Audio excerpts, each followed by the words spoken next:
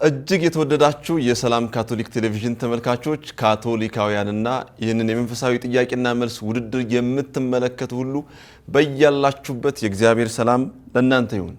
ይህ በሰላም ካቶሊክ ቴሌቪዥን በየሳምንቱ እየተዘጋጀ የሚቀርበው የመንፈሳዊ ጥያቄና መልስ ውድድር ነው። ዛሬ በዘጠነኛው ዙር በክፍል 7 ተገናኝተናል። የዘጠነኛ ዙር ውድድር የሚካሄደው በሶዶ ሀገረ ስብከት ቁምስናቸውን ወክለው በመጡ ወጣቶች መካከል ነው።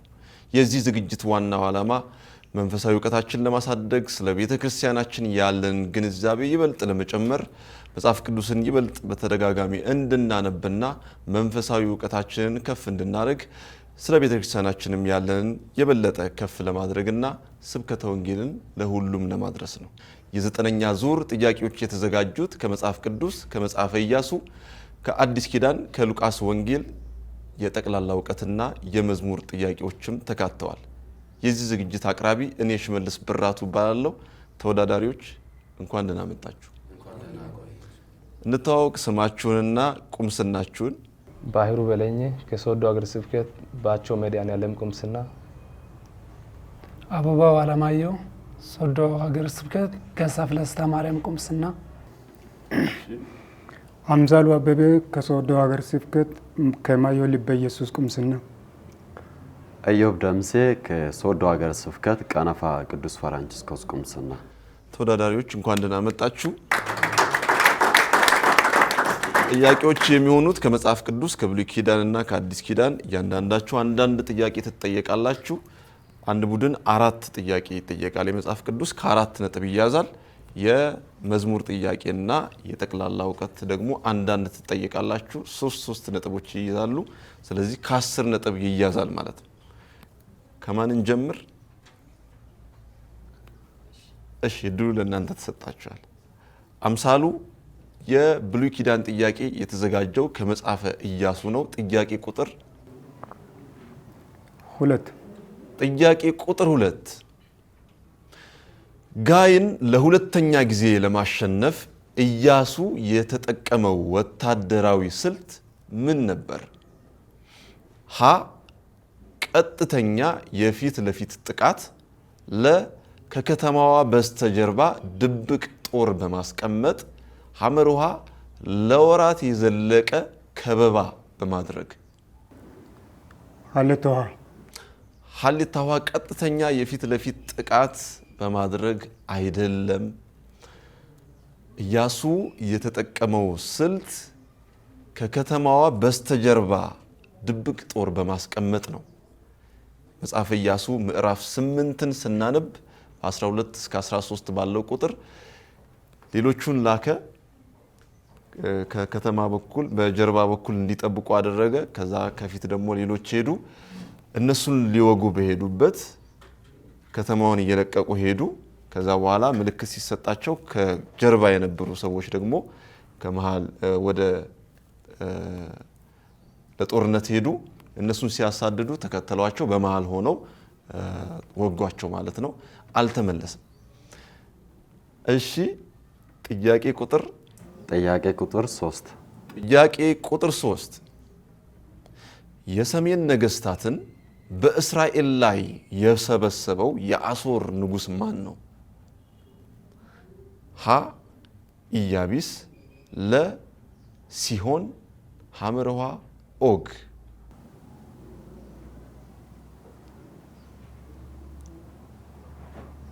ሀ ሐሌታውሃ ኢያቢስ በትክክል ተመልሷል። መጽሐፈ ኢያሱ ምዕራፍ 11 ቁጥር 1 ላይ የምናገኘው ክፍል ነው። የሰሜን ጦር የሰበሰበው እና ኢያሱን ለመውጋት እንዲሰበሰቡ የጠራው ያደረገው ኢያቢስ ነው። እሺ፣ ወደ እናንተ መጥተናል። ጥያቄ ቁጥር ጥያቄ ቁጥር 1 እግዚአብሔር ኢያሱን የእስራኤል ልጆች ዮርዳኖስን ተሻግረው በግርዛት ኮረብታ በባልጩት መቁረጫ ግረዛቸው ያለው ለምንድን ነበር?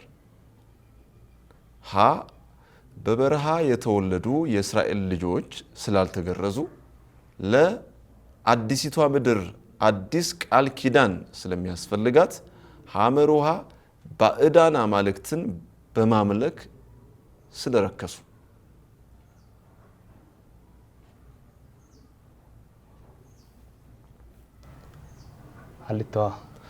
ሀሌታ ውሃ በበረሃ የተወለዱ የእስራኤል ልጆች ስላልተገረዙ በትክክል ተመልሷል።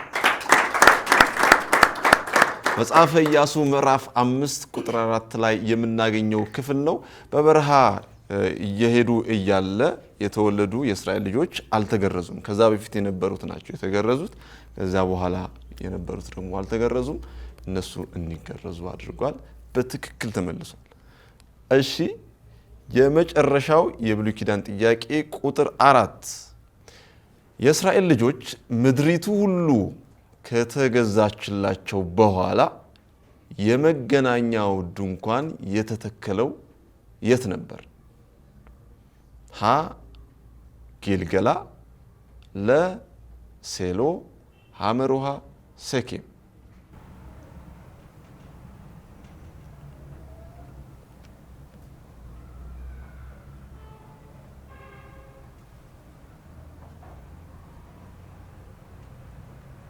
ሐመር ውሃ። ሐመር ውሃ ሴኬም አይደለም፣ ለሴሎ ነው። መጽሐፈ ኢያሱ ምዕራፍ 18 ቁጥር 1 ላይ የምናገኘው ክፍል ነው። እጅግ የተወደዳችሁ የሰላም ካቶሊክ ቴሌቪዥን ተመልካቾች የብሉይ ኪዳን ጥያቄዎችን ጠይቀናል። የምንገኘው ሶዶ ሀገረ ስብከት ነው። ቁምስናቸውን ወክለው በመጡ ወጣቶች መካከል የሚደረግ ውድድር ነው። ከአፍታ ቆይታ በኋላ በአዲስ ኪዳን ጥያቄዎች እንመለሳለን። አብራችሁን ቆዩ።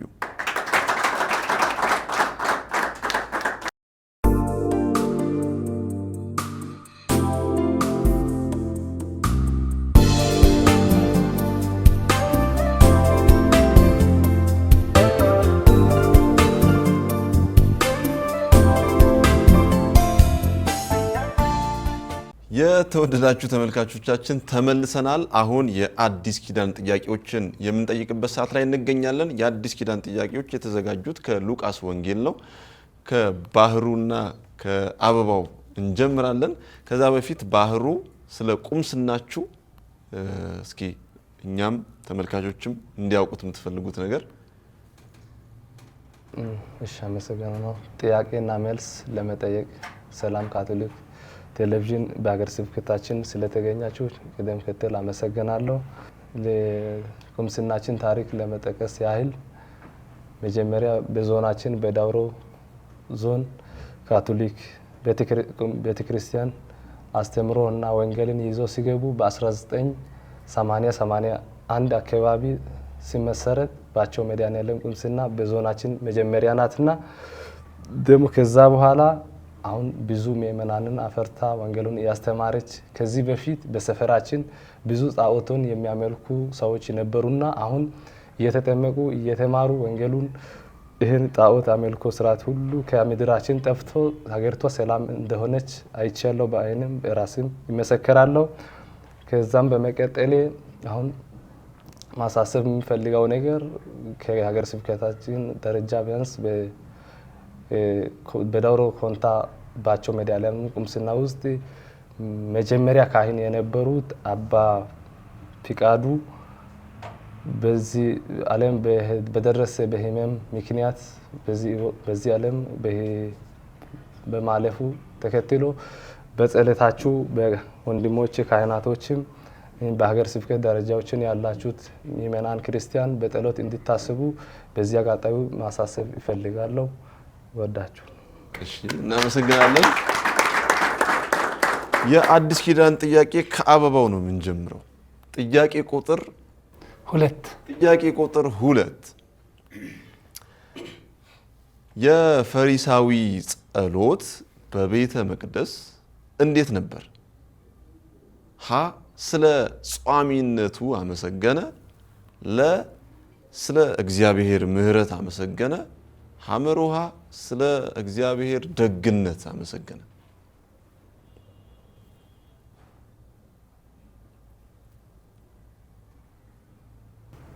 ሀ ስለ ጿምነት አመሰገነ። ሀሌታ ውሃ ስለ ጿሚነቱ አመሰገነ በትክክል ተመልሷል። የሉቃስ ወንጌል ምዕራፍ 18 ቁጥር 11 ላይ የምናገኘው ክፍል ነው። ሁለቱ ሰዎች ለጸሎት በሄዱ ጊዜ ፈሪሳዊው ምንድነው ያለው? እኔ በሳምንት 2 ጊዜ ጾማለሁ፣ ካለኝ ለድሆች እሰጣለሁ። እንደውም እንደማን ያለው? እንደዚህ እንደ ቀራጩ ሰው ስላላደረከኝ አመሰግናለሁ ብሎ ነው የጸለየው። በትክክል ተመልሷል። ባህሩ ጥያቄ ቁጥር 1 ጥያቄ ቁጥር 1 በ10ሩ ምናን ምሳሌ ምናኑን በጨርቅ ጠቅልሎ ያስቀመጠው አገልጋይ ምን ሆነ?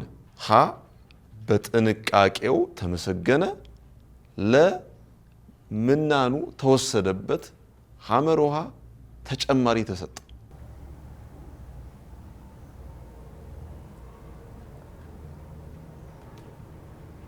ሀ በጥንቃቄው ተመሰገነ። ሀሌታ ውሃ በጥንቃቄው ተመሰገነ አይደለም። ምናኑ ከተሰጠው በኋላ በጨርቅ ጠቅልሎ አስቀመጠ። ከዚያ መጥቶ ባለቤቱ አምጣ ሲለው አይ አንተ ካልዘራህበት ምታጭድ ካልበተንክበት ምሰበስብ ብሎ እሱ እንደዛ ሲለው ምን አረገ? ተቆጥቶ ያለውን ወሰደበት። የምናገኘው የሉቃስ ወንጌል ምዕራፍ 19 ቁጥር 24 ላይ ነው። አልተመለሰም። እሺ ኢዮብ ጥያቄ ቁጥር 4 ኢየሱስ ለእግዚአብሔር መንግስት የተገባ አይደለም ያለው ማንን ነው? ሀ እርፍ ይዞ ወደ ኋላ የሚመለከተውን፣ ለ ቀስ ብሎ የሚሰራውን፣ ሐመር ውሃ በድህነት የሚኖረው። ሀሌታ ውሃ እርፍ ይዞ ወደ ኋላ የሚመለከተው። ሀሌታ ውሃ እርፍ ይዞ ወደ ኋላ የሚመለከተውን በትክክል ተመልሷል። የሉቃስ ወንጌል ምዕራፍ 9 ስናነብ ቁጥር 62 ላይ ጌታ ሲያስተምር ለእግዚአብሔር መንግስት ወደ እግዚአብሔር መንግስት መግባት የሚፈልግ እንግዲህ እርፍ ከያዘ በኋላ ወደ ኋላ መመልከት የለም፣ እኔን ከመረጣችሁ እኔኑን ይዛችሁ መሄድ ነው፣ ወደ ኋላ ወደ ዓለም ወደ በፊት ህይወታችሁ አትመለሱ የሚል መልእክት አለው። ተመልሷል። አምሳሉ የመጨረሻው ጥያቄ ቁጥር 3 ኢየሱስ ጴጥሮስን ዶሮ ሳይጮህ ስንት ጊዜ ትክደኛለህ አለው? ሀ 1 ጊዜ፣ ለ 2 ጊዜ፣ ሐመር ውሃ 3 ጊዜ። ሐመር ውሃ 3 ጊዜ።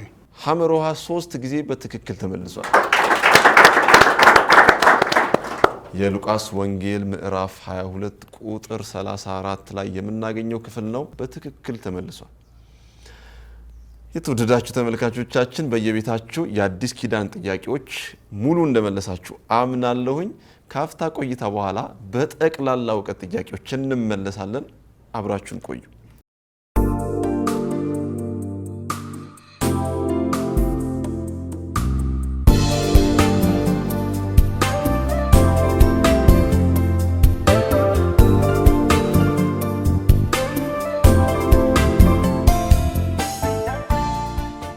የተወደዳችሁ ተመልካቾች ተመልሰናል። አሁን የጠቅላላ እውቀት ጥያቄዎችን እንጠይቃለን። እናንተው ጋር ሊደወል ስለሚችል ስልካችሁን እያያችሁ የጠቅላላ እውቀት ጥያቄ ከአምሳሉና ከኢዮብ ነው የምንጀምረው። ከዛ በፊት ኢዮብ ስለ ቁምስናችሁ ምን የምትነግረን ነገር አለ ለእኛም ለተመልካቾች? ቀነፋ ቅዱስ ፍራንቺስኮስ ቁምስና ከሶዶ ቅድስተ ሥላሴ ካቴድራል በ15 ኪሎ ሜትር ርቀት የምትገኝ ቁምስና ናት። በውስጧ 26 እና ከዛ በላይ ጸሎት ቤቶች ያሏት፣ በ6 ኮራት ማለትም ቤተሰብ ኮርና ወካሴ ማህበር ያላት፣ ብዙ ካህናትን ያፈራች፣ ለምሳሌ ለአብነት ያክል በሶዶ ሀገረ ስብከት ሐዋርያዊ አስተባባሪ የሆኑት ክቡር አባ ማቴዎስን ጨምሮ 7 ካህናትን እንዲሁም ደናግናል ሲስተሮችን ያፈራች ቁምስና ናት። በመስከረም 23 እና በ24 በታላቅ ድምቀት ክብረ በዓሉ የሚከበርበት ነው። በዚህ አጋጣሚ ያላያችሁ ያልደረሳችሁ እንድትጎበኙ እንድታነግሱ እጋብዛለሁ። በጣም እናመሰግናለን። የጠቅላላ እውቀት ጥያቄ 2 ደቂቃ ይኖረዋል። እናንተ እዚሁ መመለስ ትችላላችሁ። እናንተ ካልመለሳችሁ በደቂቃ ተጠቅማችሁ ስልክ መደወል ትችላላችሁ። ጥያቄ ቁጥር ምረጡ። ጥያቄ ቁጥር 1 የጠቅላላ እውቀት ጥያቄ ቁጥር 1 በቤተ ክርስቲያን ታሪክ እጅግ አስቸጋሪ ባህሪ ስለነበረው ቅድስት እናቱ ለ30 ዓመታት የጸለየችለት ቅዱስ ማን ነው? ቅድስት እናቱስ ማን ትባላለች?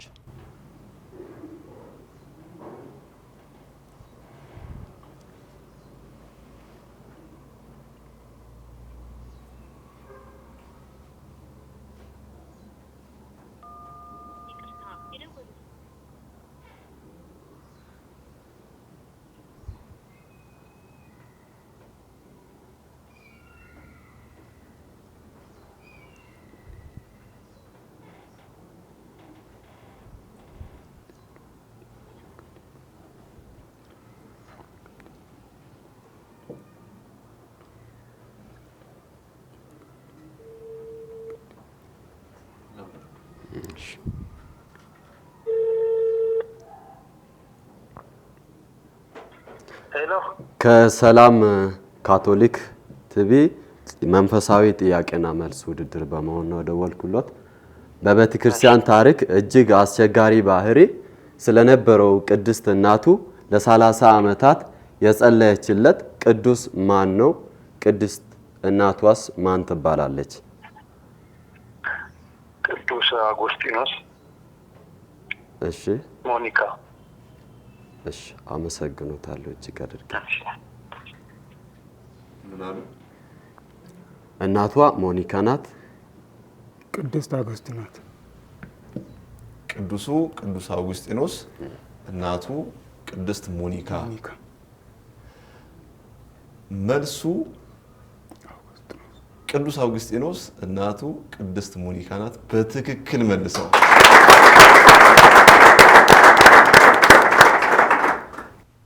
ቅዱስ አውግስጢኖስ እንግዲህ በቤተ ክርስቲያን በ4ኛው ክፍለ ዘመን ቤተ ክርስቲያንን በብዙ የመራ ብዙ ስራዎችን የሰራ፣ ከዛ በፊት ግን እናቱ ካቶሊክ የነበረች እሱ ግን አማኝ ያልነበረ በእውቀት በተለያየ ነገር የተያዘ ሰው በጥበብ የሚያምን ሰው ነበረ። እናቱ ግን ሳታቋርጥ ልጇ ካቶሊክ እንዲሆን ክርስቲያን እንዲሆን እንዲጠመቅ ሁሉ ጊዜ ትጸልይለት ነበር። ሁሉ ጊዜ እሱም እያስቸገረ ጥበብ እየመረጠ የዓለምን ነገር እየመረጠ ኖረ። ከዛ በኋላ ግን የእናቱ በትጋት የመጸለይ ፍሬ መጨረሻው ላይ ወደ ቤተ ክርስቲያን አመጣችው። ከዛ በኋላ ግን ለቤተ ክርስቲያን ታላቅ ቅዱስ ሆኖ የቤተ ክርስቲያንም ዶክተር እስኪባል ድረስ የሚጠራ ቅዱስ ነው። እንግዲህ እናቶቻችን ለሁላችንም የሚጸልዩት ጸሎት ምን ያህል ዋጋ እንዳለው ከቅድስት ሞኒካ የምናውቅ የምንገነዘብ ይመስለኛል። ቅድስት ሞኒካ ለልጇ በብዙ እንደጸለየችውና ወደ ታላቅ ደረጃ እንዳደረሰችው የሁላችንም እናቶች ለኛ ይጸልያሉ። ስለ እናቶቻችን እግዚአብሔርን እናመሰግናለን። ለእናቶቻችን ምስጋና እናቅርብ። እሺ፣ የጠቅላላ እውቀት ጥያቄ ቁጥር 2 የስብከተ ገና ወራት ምንን ያመለክታሉ?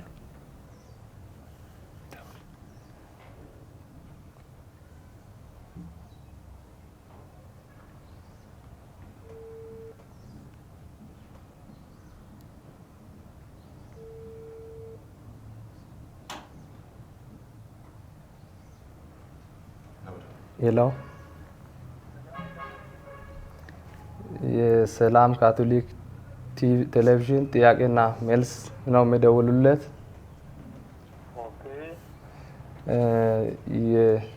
የስብከት ገና ወራት ምንን ያመለክታሉ? የስብከት ገና ወራት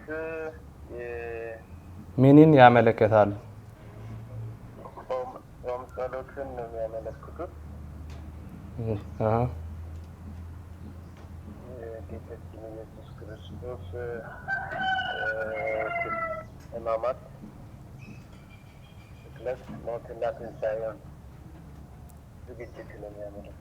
ክብረ በዓል ለማክበር ዝግጅት ነው የሚያመለክቱት። ምኑ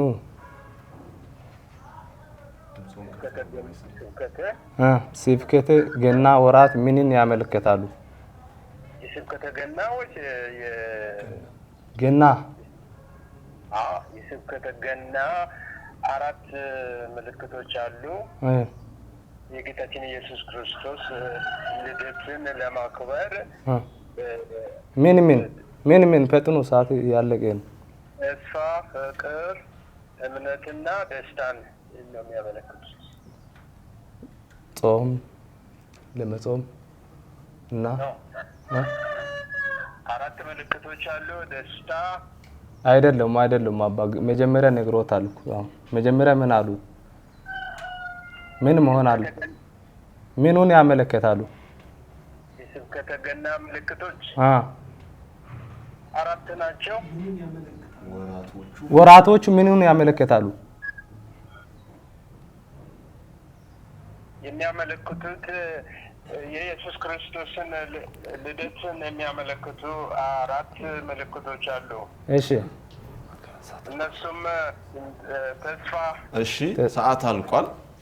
መልሱ ስለ ኢየሱስ ክርስቶስ ልደትና ስለ ሁለተኛ መምጣቱ የምንዘጋጅበት ወቅት ነው። ዳኛ 1 ነጥብ ሰጥቷቸዋል። የተወደዳችሁ የሰላም ካቶሊክ ቴሌቪዥን ተመልካቾች የ9ኛው ዙር በክፍል 7 ላይ እንገኛለን። የጠቅላላ እውቀት ጥያቄዎችን ጠይቀናል። በየቤታችሁ መልሱን እንደመለሳችሁ አምናለሁኝ። ካፍታ ቆይታ በኋላ በመዝሙር ጥያቄዎች እንመለሳለን። አብራችሁን ቆዩ።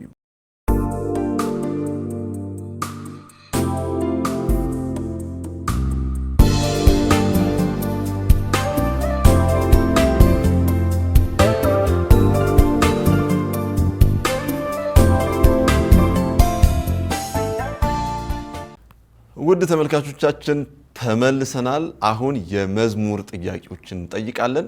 መዝሙር በየቤታችሁ እናንተም እንድትዘምሩ እንድትመልሱ እጋብዛለሁኝ።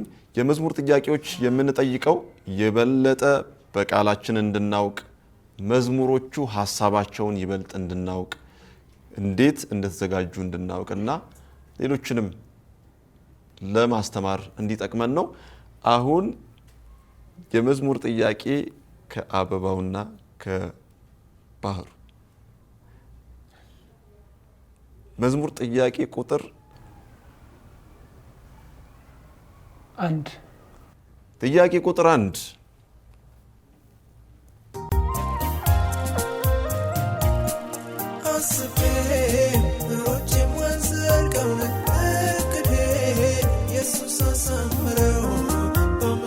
ጣፍቶልኝ ኑሮዬ ለምልሞ አየሁኝ ተስፋዬ በአምላኬ ጣፍቶልኝ ኑሮዬ ለምልሞ አየሁኝ ተስፋዬ ሰዎችን ማዘልቀው እቅዴን ኢየሱስ አሳምረው በአምላኬ ጣፍቶልኝ ኑሮዬ ለምልሞ አየሁኝ ተስፋዬ በአምላኬ ጣፍቶልኝ ኑሮዬ ለምልሞ አየሁኝ ተስፋዬ እንዴት ኧረ እንደረሳው ውለታ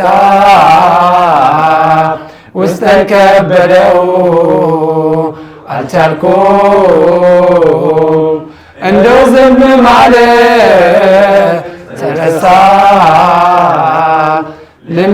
ልመሰክርለት። በትክክል መልስ ነው። የመጨረሻው የመዝሙር ጥያቄ ጥያቄ ቁጥር 2 እንከን የሌለበት የምስጋና ሽታ ለታላቅነት ይገባል ጌታ ሁሉም ያሞጋግስ በአማረ ምስጋና ሁሌ ልትወደስ ይገባዋልና ምስጋና ላንተ ይገባዋልና ዝማሬ ላንተ ይገባዋልና አምልኮ ላንተ ይገባዋልና ጌታ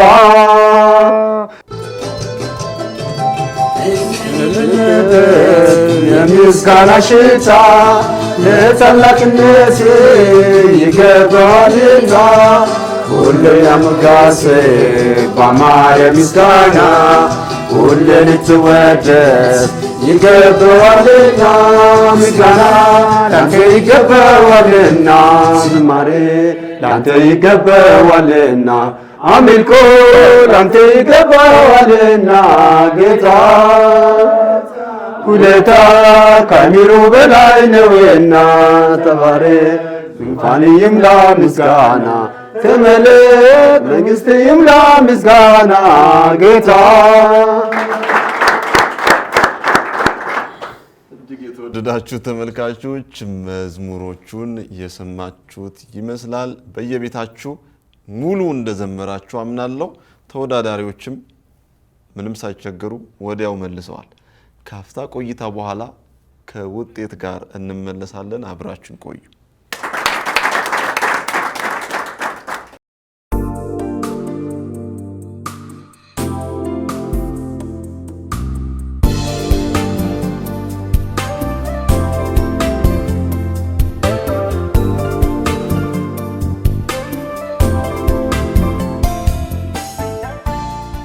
እጅግ የተወደዳችሁ ተመልካቾች ከውጤት ጋር ተመልሰናል።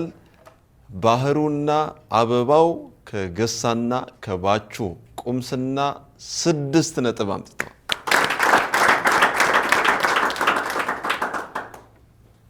አምሳሉና ኢዮብ ከቀነፋና ከማዮ 9 ነጥብ አምጥተዋል።